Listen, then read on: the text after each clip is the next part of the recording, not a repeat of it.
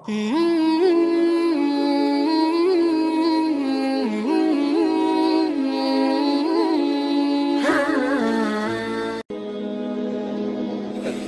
میں ظلم نہ کریں، زیادتی نہ کریں، کوشش کریں کہ آپ کے وجود سے، آپ کے عمل سے، آپ کے کردار سے، آپ کی زبان سے کسی شخص کی کبھی دل آزاری نہ ہو۔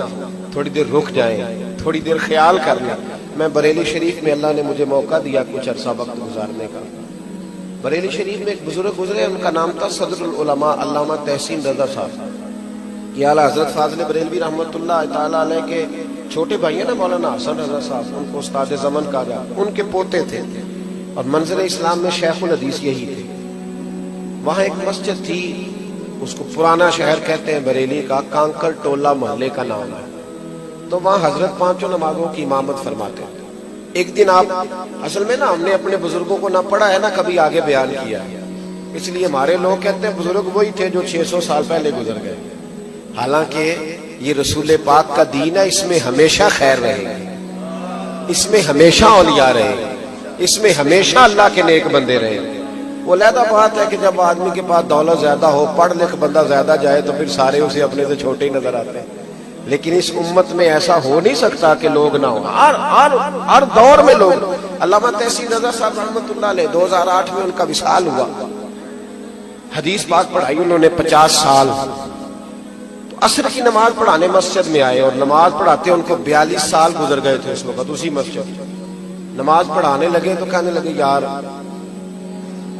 آپ لوگ بیٹھ جاؤ، یا اس طرح کرو نماز پڑھ لو، میں نے ابھی نہیں پڑھانی، میں تھوڑی دیر کے بعد پڑھوں، تھوڑی دیر کے بعد۔ ہمارے یہاں تو فٹافٹ علامہ صاحب کا شکوہ شروع ہو جاتا ہے نا، 1.5 منٹ، پورا 1.5 منٹ ہی لیٹ آیا، یہ پورا 1.5 منٹ، حالانکہ ان کو چاہیے تھا یہ ایک آدھا گھنٹہ پہلے بیٹھتے۔ ہم تو خیال ہی نہ کرتے کہ یہ ہمارے اور اللہ کے درمیان وسیلہ ہے، تو اس شخص کی قدر ہونی چاہیے۔ لوگوں نے پوچھا بھی نہیں کہ حضور کیا مسئلہ ہے، کہا حضرت جی 10 منٹ لیٹ پڑھ لیں گے، پڑھ دیا آپ کے پیچھے۔ تو حضرت صاحب گھر تشریف لے گئے، دوبارہ واپس آئے تو آ کر کے فرمانے لگے کہ میرے دل پہ ایک بوجھ تھا، میں بوجھ دور کرنے گیا۔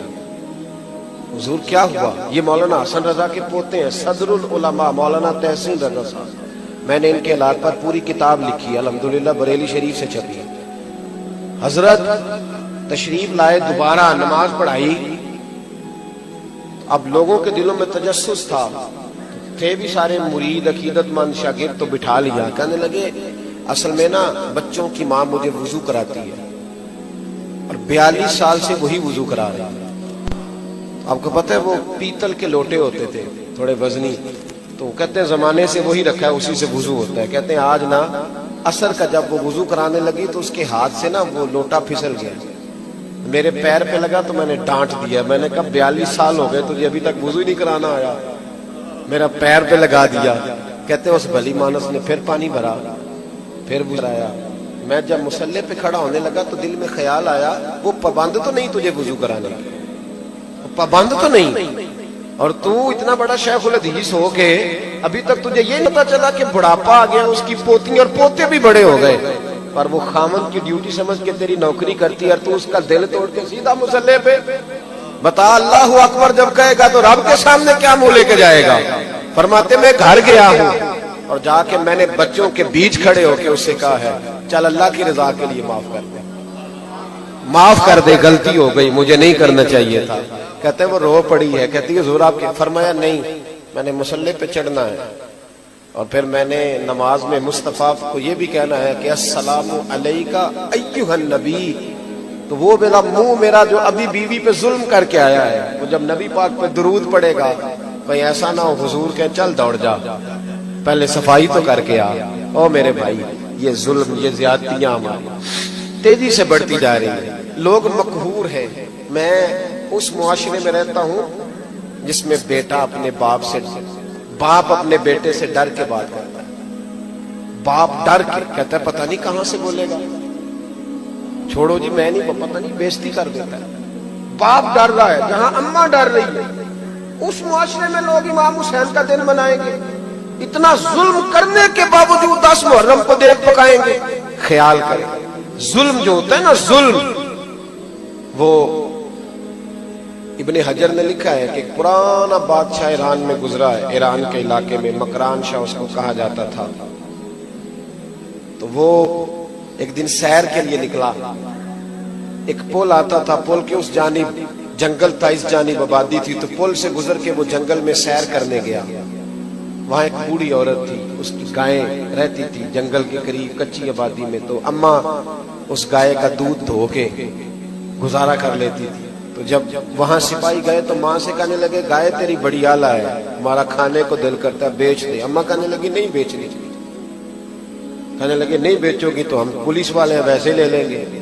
یہ سوسائٹیوں والے بلیک میل نہیں کرتے؟ ہاں ہاں مجھے کہنے دے بات، آپ ویڈیو تو میری بن رہی ہے نا، مجھے کہنے دے، آپ کرنے دے بات. بہت بڑی سوسائٹی بنے گی جی، اس میں کسی غریب آدمی کی 4 ایکڑ ہے، وہ نہیں بیچنا چاہتا، کہتے باؤنڈری کر دیں گے، ہم رستہ ہی نہیں دیں گے. کس نے اجازت دی زمین پہ قبضہ کرنے کی؟ بخاری مسلم میں تواتر درجے کی حدیث ہے، نبی پاک علیہ السلام نے فرمایا جس نے کسی کی بالشت زمین پہ، یہ ایک بالشت ہم گٹ کہتے ہیں پنجابی میں، جس نے کسی کی ایک بالشت زمین پہ قبضہ کیا، قیامت کے دن اللہ 7 زمینوں کا طوق بنا کے اس کے گلے میں ڈال دے گا. لیکن یہاں انہیں حمایت حاصل ہوتی ہے بہت سارے ایسے لوگوں کی جنہوں نے لوگوں کو ظلم سے بچانا تھا. تو اماں سے کہنے لگے اگر تو نہیں دے گی تو ہم لے لیں گے. اماں مجبور تھی، کہنے لگی میں نہیں بیچوں گی، میں نے اس کو شروع سے پالا ہے، میری گھر کی پالی ہوئی ہے، میں کیسے بیچ دوں. اماں بیچاری کہیں باہر نکلی تو سپاہیوں نے پکڑا، گائے ذبح کی، بھون کے کھا گئے. حکومت تھی نا، بادشاہ تھوڑا رحم دل تھا. اماں جب آئی تو بڑا روئی. کسی نے کان میں بتا دیا کہ آج تو واپس جا رہے ہیں، آج ہی پوچھ لے ان سے، آج ہی حساب لے لے، پھر شاید قابو نہ آئے. بادشاہ پول پہ چڑھا نا، جب گزرنے لگا تو اماں نے گھوڑے کی لگام پکڑ لی اور ایسا جملہ کہا کہ بادشاہ لڑکھڑا کے زمین پہ گرا. اماں کہنے لگی بادشاہ میں مظلوم بیوہ اور بے اولاد عورت ہوں، تیرے سپاہی تیری پشت پناہی کی وجہ سے میری گائے ذبح کر کے کھا گئے ہیں، اور تو اب یہ پل کراس کر کے گھر جا رہا ہے. مجھے بتا میری گائے کا حساب اس پل پہ دینا ہے یا پل سراج پہ دینا ہے؟ حساب تو دینا ہے، یہاں دو یہاں وہاں دو، حساب تو نے دینا ہے. بتا یہاں دو گے کہ وہاں دو گے؟ چکرا کے گرا. کہنے لگا اماں وہاں نہیں میں حساب دے سکتا، مجھے اپنا پتہ ہے، پتہ سارا ہے سردار نو کیتیاں دا، ایدہ پردہ چپایا ہی تیرا پھلا ہو سی، مجھے پتہ ہے میں وہاں حساب دینے کی پوزیشن میں. اماں تو یہیں لے لے. آخری جملہ، آخری بات آپ کو یہ سمجھا رہا ہوں، یہاں حساب کتاب کر لیں، وہاں حساب مشکل ہوگا. حضرت عمر کہا کرتے تھے اللہ کے حساب لینے سے پہلے اپنا حساب کر کے رکھ لو. اپنا حساب ایسا نہ ہو کہ وہاں جب حساب ہو تو مشکل ہو. زیادتی کبھی نہ کریں، ظلم کبھی نہ کریں، جبر کبھی نہ کریں.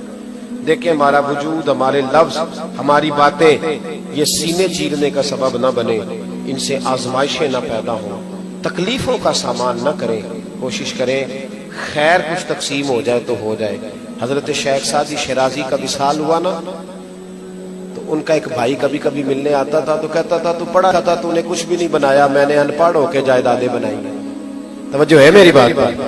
ان پڑھ ہو کے جائیدادیں. تو جناب سعدی کہنے لگے اس دن آنا جس دن میرا جنازہ اٹھے گا، اکھاں جدوں میٹیاں زمانہ مینوں روے گا، اپنا تے اپنا بیگانہ مینوں روے گا.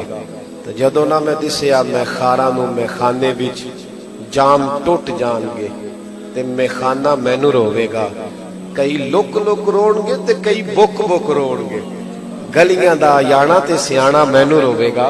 اس دن آنا جس دن جناب. وہ شخص کہتا میں واقعی گیا جب بابا جی کا جنازہ تھا، میں نے بچوں کو بھی روتے دیکھا، میں نے غریب عورتوں کو چھتوں پہ روتے دیکھا. ایک چرواہا بکریاں چرانے والا کپڑے گوبر سے بھرے ہوئے اور بابے کی چارپائی چھوڑتا ہی نہیں، اور میں نے اس کو پکڑ کے کھینچا. میں نے کہا تیرا مولوی اور پیر سے کیا تعلق، تیرے کپڑے بتاتے ہیں تو کبھی مسجد نہیں گیا. تو وہ رو پڑا، کہنے لگا یہ میرا بھی مرشد تھا، میں غریب ہوں، بکریاں چراتا ہوں، سارا شہر مجھے کمی کہتا تھا، پر بابا جب میرے پاس سے گزرتا تو گھوڑے سے اتر جاتا، مجھے سینے سے لگاتا، میرا ماتھا چومتا، اور میرا ماتھا چوم کے کہتا اپنے آپ کو کمی، چھوٹا اور حقیر نہ سمجھنا، تمہیں پتہ ہے بکریاں چرانا تو مدینے والے رسول کی سنت ہے، یہ تو نبی پاک کا طریقہ ہے مبارکہ ہے. تو کہتے ہیں 1 منٹ لگاتا تھا بابا، مجھے فرش سے اٹھا کے عرش پہ بٹھا دیتا تھا، تو آج یہ گیا ہے تو مجھے کسی اور کا نہیں پتا، میرا سر ننگا کر گیا، اب مجھے کون عزتیں دے گا؟ بھائی وقار بڑھائے، عزت دے، اور عزت کسی کو وہ دیتا ہے جس کے اپنے پاس ہوتی ہے۔ اگر آپ عزت کریں گے تو معنی اس کا یہ ہے کہ آپ صاحب عزت ہے۔ دعا کرتا ہوں اللہ کے حضور جو میں کہہ سکا مالک کو فرمائے، جہاں ہم بھول گئے اللہ ہم سے درگزر فرمائے، آمین۔ آخر دعوانا